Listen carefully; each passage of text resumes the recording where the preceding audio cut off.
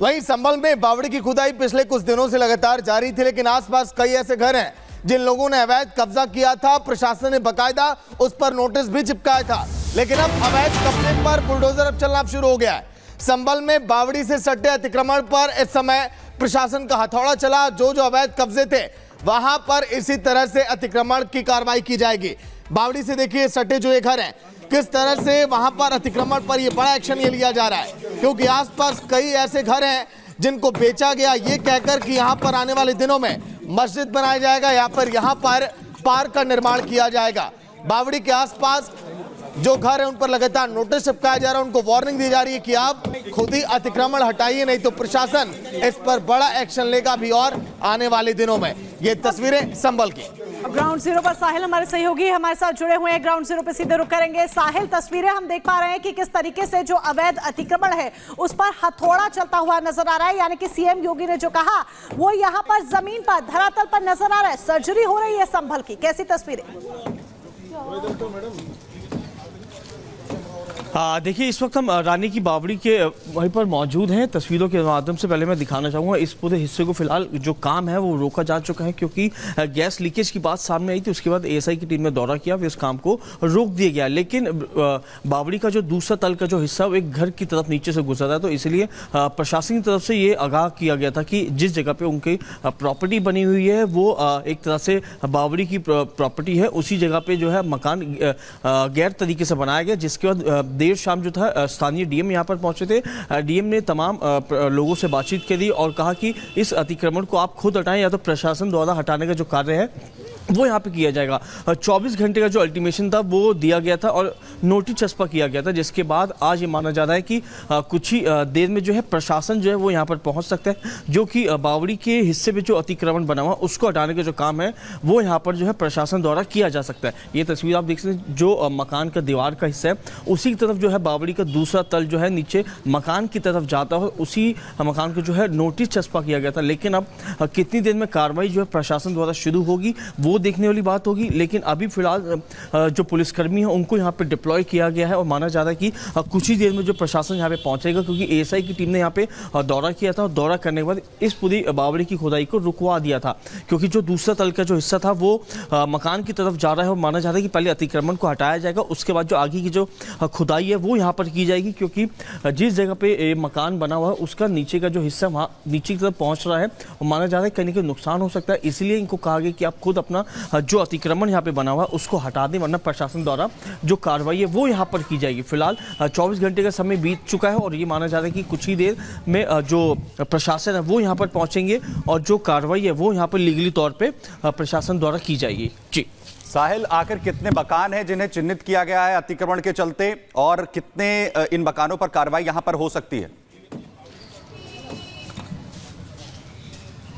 देखिए, फिलहाल अभी जो नोटिस चस्पा किया गया है वो एक ही मकान पे नोटिस चस्पा किया है, जो कि पीछे की तरफ बना हुआ है, और बाकी मकानों का जो नोटिस है वो अभी फिलहाल देना बाकी है प्रशासन की तरफ से। क्योंकि प्रशासन और स्थानीय डीएम का ये मानना है कि जिस जगह पे ये खुदाई चल रही है बावड़ी, उससे सटा ये एक ही मकान है जो कि बावड़ी के ऊपर की तरफ आ रहा है, तो इसको पहले हटाया जाएगा। जैसे जैसे खुदाई जो है दूसरे तल या तीसरे तल तक पहुंचेगी उसके हिसाब से ही आगे की जो कार्रवाई है वो लीगल तौर पर की जाएगी कि आखिरकार कौन कौन से मकान हो, या कहा जाए कौन कौन सी दीवारें जो है अतिक्रमण तौर पे बनी हुई है। तो फिलहाल प्रशासन के जो अगला आदेश है उसका इंतजार किया जाएगा, उसके हिसाब से क्या प्रशासन आगे कार्रवाई करता है वो फिलहाल देखना बाकी होगा। आखिर क्या कार्रवाई यहां पर होती है, क्योंकि लगातार बड़ी कार्रवाई संभल में जारी है। साहिल, बहुत शुक्रिया इस तमाम जानकारी के लिए। लेकिन संभल में जहां एक तरफ योगी सरकार पूरी तरीके से एक्शन में है, तो वहीं विपक्ष लगातार सवाल उठा रहा है, और खासतौर पर इसलिए क्योंकि एक खास समुदाय से यह पूरा मामला जुड़ा हुआ है और लगातार बड़े हमले बोले जा रहे हैं और यह कहा जा रहा है कि मुसलमानों को टारगेट किया जा रहा है उत्तर प्रदेश की सरकार की तरफ से। लेकिन क्या आपको पता है कि 1978 में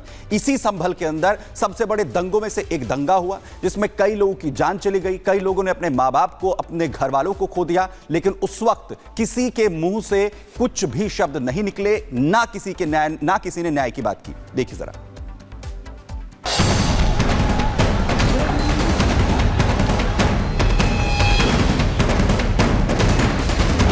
हाथ पैर काटे और फिर जला दिया तेल छिड़क के, तो हमारे पिताजी की एक जूती और हमारी माता की चूड़ी, वहाँ ये चीज़ें पाई।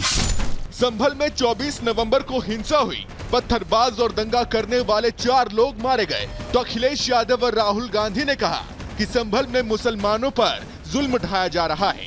लेकिन इसी संभल में 46 साल पहले हिंदुओं का कत्लेआम किया जाता है, सैकड़ों हिंदुओं की हत्याएं होती हैं। इस पर अखिलेश और राहुल गांधी कुछ नहीं बोलते क्योंकि वोट खिसकने का डर है। अब संभल का एक एक सच सामने आ रहा है तो वो लोग भी सामने आ रहे हैं जिन्होंने अपने परिवार वालों को इस दंगे में खो दिया था।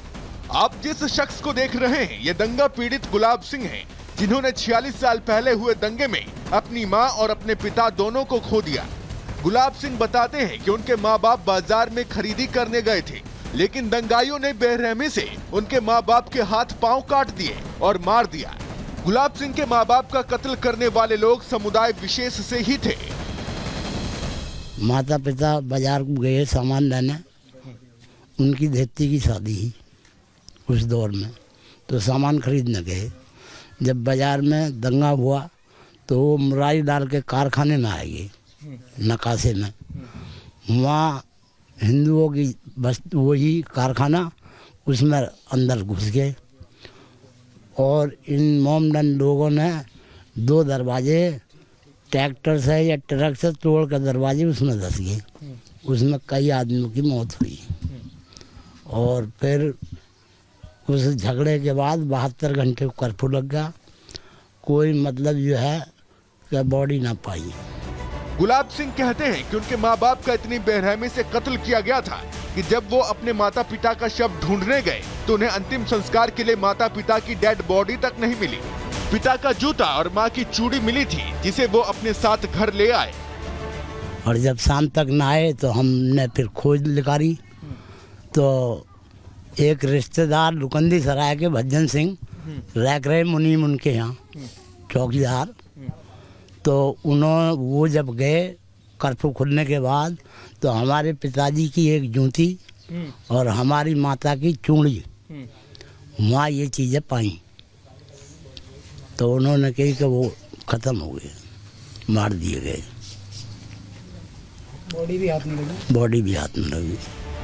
तुष्टीकरण की राजनीति तो देखिए, 46 साल बाद अब तक गुलाब सिंह को इंसाफ नहीं मिला है। गुलाब सिंह बताते हैं कि उनके माँ बाप की हत्या कर दी जाती है, लेकिन तब कोई FIR तक नहीं लिखी गई थी। गुलाब सिंह आज भी इंसाफ की ताक पर बैठे हैं, तो उन्हें योगी सरकार से काफी उम्मीदें भी हैं। क्योंकि ये उपचार के प्रक्रिया के साथ, अन्यथा कितनी भी कीमोथेरेपी और रेडियोथेरेपी आप देते रहेंगे उसका समाधान नहीं होने वाला है। सर्जरी एक बार होगी और उस सर्जरी के लिए हमें तैयार रहना होगा। Bureau report, Republic Bharat.